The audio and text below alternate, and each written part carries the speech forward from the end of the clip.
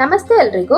ನಮ್ಮ ಚಾನಲ್ಗೆ ನೀವು ಹೊಸಬರಾಗಿದ್ರೆ ಸಬ್ಸ್ಕ್ರೈಬ್ ಮಾಡಿ, ಹಾಗೆ ಈ ಕತೆಗೊಂದು ಲೈಕ್ ಕೊಡೋದನ್ನ ಮರಿಬೇಡಿ. ಬನ್ನಿ ಹಾಗಿದ್ರೆ ಕತೆನ ಶುರು ಮಾಡೋಣ. ಮಂಗಳೂರಲ್ಲಿ ರಾಹುಲ್ ಎಂಬ ಹುಡುಗ ಇದ್ದ. ಅವನು ಒಂದು ಪ್ರೈವೇಟ್ ಕಂಪನಿಯಲ್ಲಿ ಕೆಲಸ ಮಾಡ್ತಿದ್ದ. ಪ್ರತಿದಿನ ಬೆಳಗ್ಗೆ ಅವನು ಒಂದೇ ಸಿಟಿ ಬಸ್ ನಲ್ಲಿ ಆಫೀಸ್ಗೆ ಹೋಗ್ತಿದ್ದ. ಒಂದು ದಿನ ಅವನು ಬಸ್ಸಿಗೆ ಕುಳಿತಿದ್ದಾಗ ಅವನ ಎದುರು ಒಂದು ಹುಡುಗಿ ಬಂದ್ಲು. ಅವಳ ಹೆಸರು ಸಂಜನಾ. ಅವಳು ತುಂಬಾ ಸಿಂಪಲ್ ಆಗಿದ್ಲು. ದೊಡ್ಡ ಮೇಕಪ್ ಇರ್ಲಿಲ್ಲ, ಸಿಂಪಲ್ ಡ್ರೆಸ್. ಆದ್ರೆ ಅವಳ ಮುಖದಲ್ಲಿ ಒಂದು ಶಾಂತಿ ಇತ್ತು. ಆ ದಿನ ಇಬ್ಬರು ಮಾತಾಡಲಿಲ್ಲ. ಆದ್ರೆ ರಾಹುಲ್ ಅವಳನ್ನ ಗಮನಿಸುತ್ತಿದ್ದ.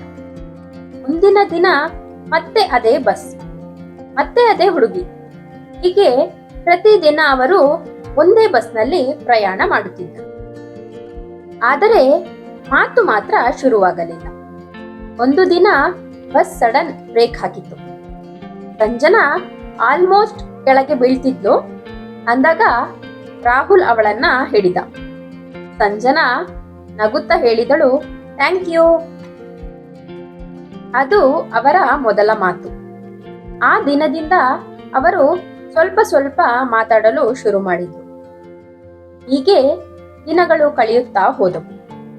ರಾಹುಲ್ಗೆ ನಿಧಾನವಾಗಿ ಸಂಜನಾ ಮೇಲೆ ಪ್ರೀತಿ ಹುಟ್ಟಿತು. ಆದರೆ ಅವನು ತನ್ನ ಭಾವನೆಯನ್ನು ಹೇಳಲು ಧೈರ್ಯ ಮಾಡಲಿಲ್ಲ. ಒಂದು ದಿನ ರಾಹುಲ್ ನಿರ್ಧರಿಸಿದ, ನಾಳೆ ನಾನು ನನ್ನ ಪ್ರೀತಿಯನ್ನು ಹೇಳ್ತೇನೆ ಎಂದು. ಆದರೆ ಮುಂದಿನ ದಿನ ಸಂಜನಾ ಬಸ್ನಲ್ಲಿ ಇರಲಿಲ್ಲ. ರಾಹುಲ್ ಯೋಚಿಸಿದ, ಇಂದು ಅವಳು ಬರದೇ ಇರಬಹುದು. ಆದ್ರೆ ಮುಂದಿನ ದಿನವೂ ಅವಳು ಅಲ್ಲಿಗೆ ಬರಲಿಲ್ಲ. ಹೀಗೆ ಒಂದು ವಾರ ಕಳೆಯಿತು. ರಾಹುಲ್ಗೆ ತುಂಬಾ ಬೇಸರ ಆಯಿತು. ಒಂದು ದಿನ ಅವನು ಬಸ್ ಸ್ಟ್ಯಾಂಡ್ ನ ಹತ್ತಿರದ ಟೀ ಶಾಪ್ ನಲ್ಲಿ ಕೇಳಿದ. ಅಲ್ಲಿ ಇರುವವರು ಹೇಳಿದರು, ಆ ಹುಡುಗಿ ಹಾಸ್ಪಿಟಲ್ ನಲ್ಲಿ ಇದ್ದಾಳೆ. ರಾಹುಲ್ ತಕ್ಷಣ ಹಾಸ್ಪಿಟಲ್ ಅಂತ ಹೆಸರು ತಿಳಿದು ಅಲ್ಲಿಗೆ ಹೋದ. ಅಲ್ಲಿ ಸಂಜನಾ ಬೆಡ್ ಮೇಲೆ ಮಲಗಿದ್ದಳು. ಅವಳಿಗೆ ಸೀರಿಯಸ್ ಇಲ್ನೆಸ್ ಇತ್ತು. ರಾಹುಲ್ ಅವಳ ಬಳಿ ಕುಳಿತು ಹೇಳಿದ, ಸಂಜನಾ, ನಾನು ನಿನ್ನನ್ನು ಪ್ರೀತಿಸುತ್ತೇನೆ. ಸಂಜನಾ ನಿಧಾನವಾಗಿ ನಗುತ್ತಾ ಹೇಳಿದಳು, ನನಗೆ ಗೊತ್ತಿತ್ತು, ಆದರೆ ನಾನು ಹೇಳಲು ಹೆದರುತ್ತಿದ್ದೆ.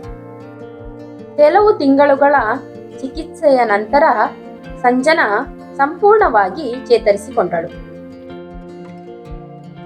ಆ ದಿನದಿಂದ ಅವರು ಮತ್ತೆ ಬಸ್ನಲ್ಲಿ ಜೊತೆಯಾಗಿ ಪ್ರಯಾಣ ಮಾಡುತ್ತಿದ್ದರು.